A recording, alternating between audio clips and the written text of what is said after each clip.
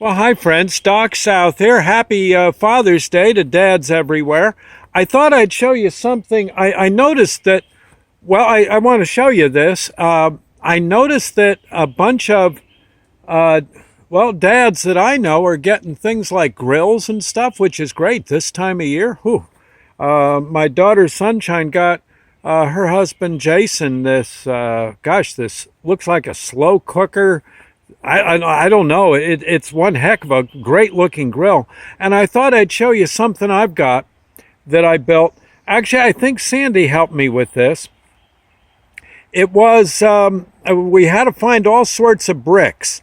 We got them, I forget sort of how we got them, but I know we brought them from our old home up on Schooley's Mountain. And when we moved into our house now on Ruth Lane,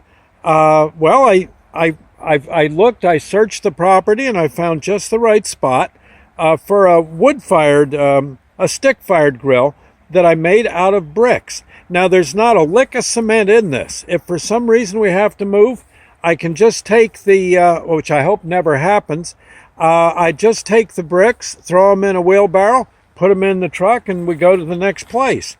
It's kind of like a gypsy's brick grill. But look, see?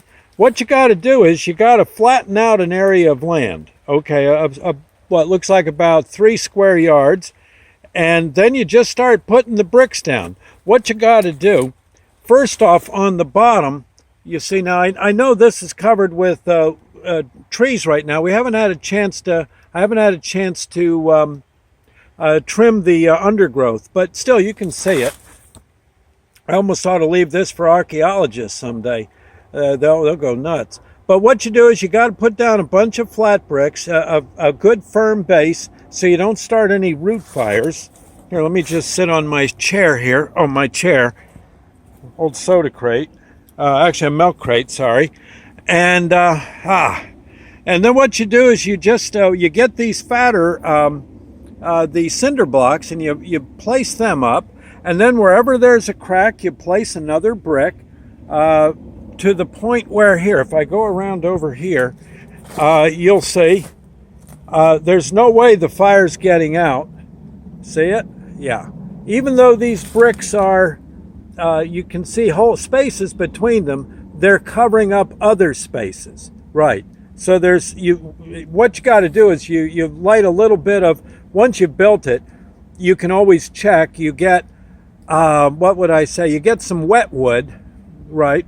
Which is usually no problem the way things have been in Jersey this year. And you just start a fire, and if you see smoke coming out, you rearrange your bricks so it doesn't.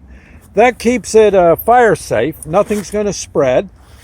You'll notice even there where you see that crack, there's no light shining through. No, that's all pretty well taken care of. So that smoke will not necessarily go in your face. You have these, and a lot of times the smoke just goes through these cinder blocks and out the other side. That's fine. Then what you got to do is you got to get yourself a wire grate. You build up some bricks about what? That's about 9 inches, 10 inches maybe, from the cooking base. Oh, and you put a few bricks down so that there's a flow of air under the wood that's burning, and you burn sticks in this thing. No, you don't need charcoal. Don't need it. And God knows there's enough. Look, we got plenty of sticks. You see what I mean? Holy moly.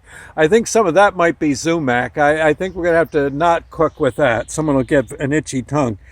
And then a few bricks down to hold again, the wood up a little bit so there's an underdraft, like I said. You get the fire going real well. You use one of these clamshells, say it. Yeah. And you just put your chicken on that, or if you got a spatula, which we do, you can cook the chicken right there on the grill itself. This is good for hamburgers and hot dogs and stuff. They don't fall into the fire. And this has been one wonderful grill. Again, we used it once so far this season, but I intend to use it more. You know who really liked it was Millie the Hound. She'd lay down right about there and just watch and wait and pray that maybe as as best dogs can pray. She she hoped maybe something would fall off the grill. And it's funny how that would happen sometimes. We just kind of snag a hunk of chicken off the grill and throw it her way. Boy, she would like that. And then see, I made like a little like a table for the condiments and the the secret sauce, the barbecue sauce, and all that. And this works out really well. Plus, if you have a drink or something, a soda or coffee, you can just set it over here. It's out of the way. Here's a little warming area. If you got a pot of beans or something going, they get pretty warm there. And there you go. It took me maybe 3 hours to build this thing, I guess, something like that. And I gotta say, I kind of dig it.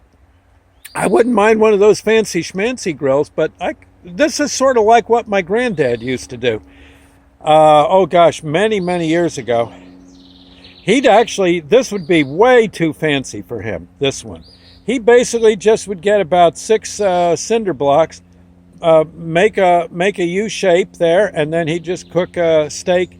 He'd get a fire roaring with all sorts of firewood, no charcoal, just firewood, and then he'd have a steak cooked in in about 5 minutes, and it was the best darn steak you ever ate. Oh my God, oh were they good. Granddad knew his stuff. And not my father, but my father's father, yes. And he'd have a wristwatch. That was his main cooking tool, was a wristwatch. 3 minutes, flip it. You'd flip it. 3 more minutes, it's done. Let's go. And he'd be right. Yeah, he was a good guy. Oh, boy. Okay, well, anyway, so there you go. I'll just back up so you get a full view of this thing. But again, I apologize that there's all the bushes there, but there's no sense cutting them down just yet. But that thing really does, when it gets cranking, that thing is one super grill. Anyway, Doc South signing off. Happy Father's Day.